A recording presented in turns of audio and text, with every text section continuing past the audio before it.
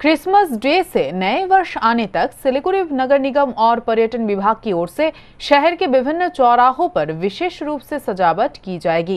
Christmas day और नए वर्ष पर शहर को सजाने के लिए मेयर गौतम देव ने प्रस्तुति बैठक की। बैठक में पर्यटन और सूचना संस्कृति विभाग के अधिकारी भी उपस्थित थे। मेयर गौतम देव ने बताया, बड़े दिन के अवसर पर विभिन्न विद्यालयों के विद्यार्थियों को लेकर कार्यक्रम का आयोजन किया जाएगा। टूरिज्म डिपार्टमेंट और তথ্য সংস্কৃতি দপ্তরের আধিকারিকরাও ছিলেন। মূলত পুরসভা প্রোগ্রামটা করবে। আমরা ক্রিসমাস যিশু খ্রিস্টের আবির্ভাবের শুভক্ষণ ধরে রাখার জন্য 24শে ডিসেম্বর আমরা এয়ারভিউ মোড়ে আমরা সুন্দর করে আমাদের প্রোগ্রামটা আমরা করব।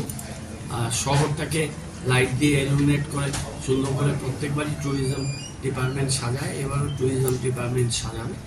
আর পুরসভা থেকে আমরা আজকে প্রস্তুতি মিটিং করলাম, আমাদের কালচার এডুকেশন ডিপার্টমেন্ট, আমাদের এমআইসি ডেপুটি মেয়র আমরা মিলে